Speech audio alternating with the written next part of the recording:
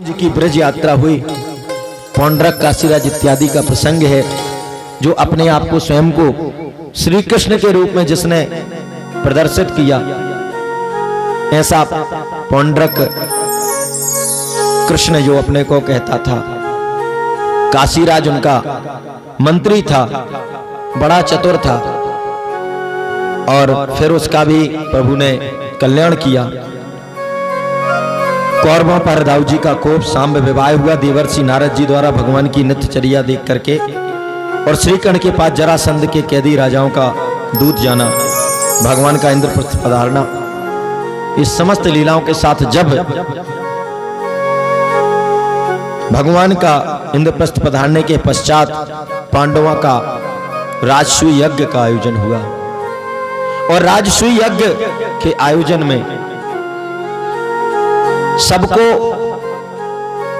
प्रथम चर्चा हुई कि प्रथम पूजा किसकी हो।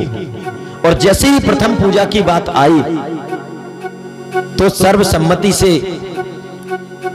कहा गया कि महाराज कन्हैया को प्रथम पूजा की जाए, कन्हैया की।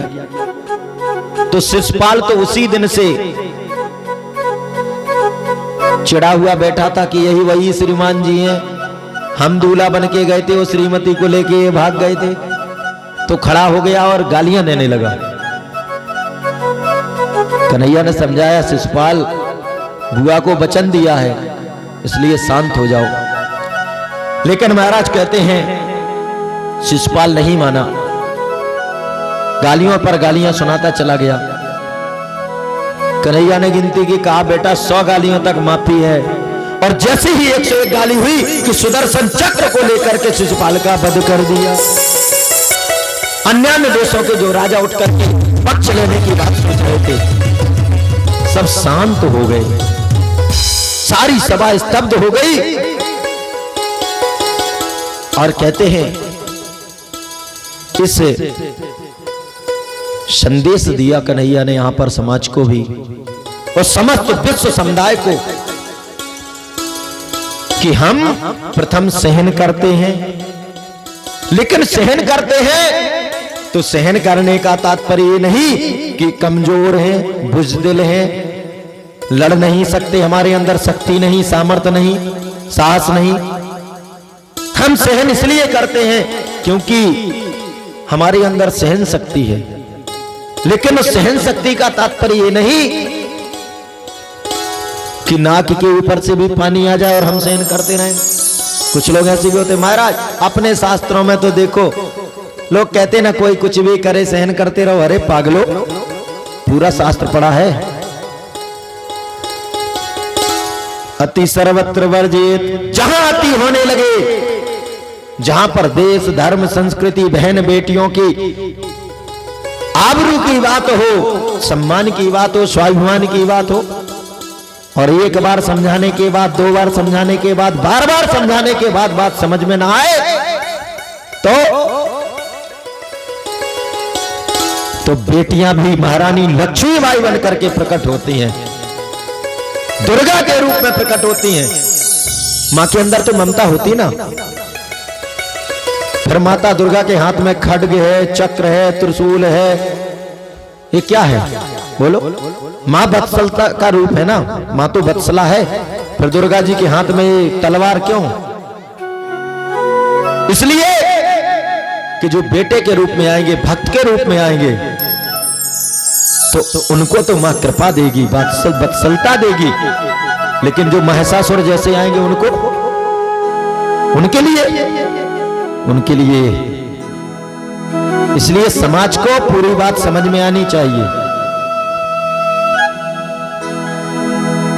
जो संत है, सज्जन है, उससे वह बर्ताव हो, और दुर्जन दुष्ट के लिए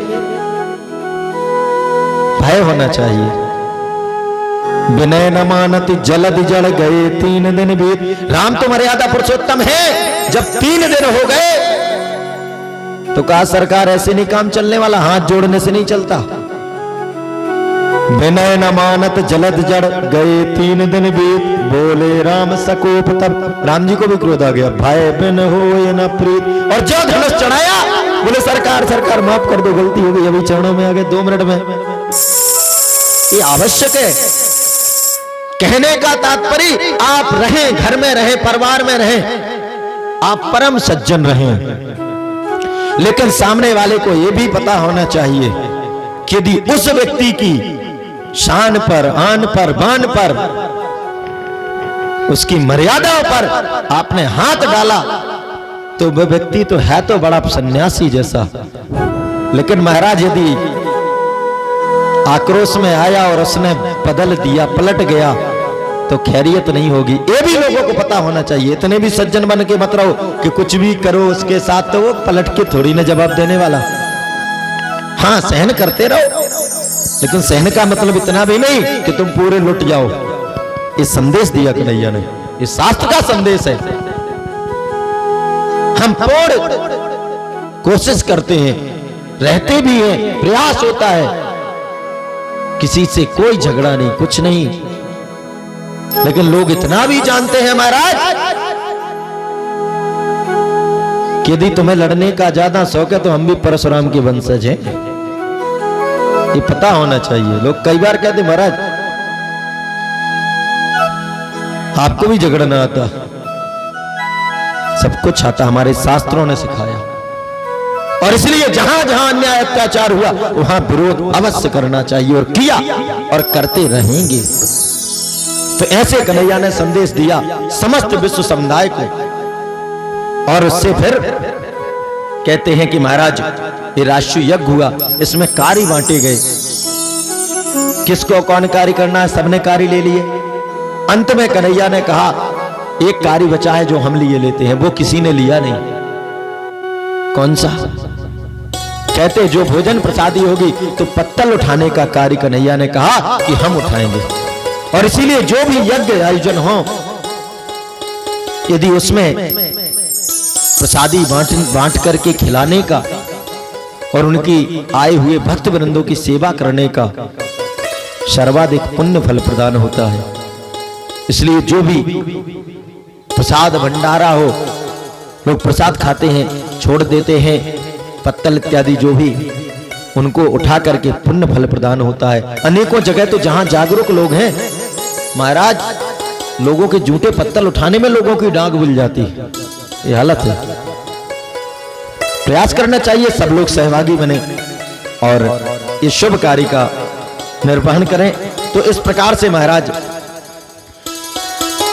ये राष्ट्रीय यज्ञ इत्यादि संपन्न हुआ।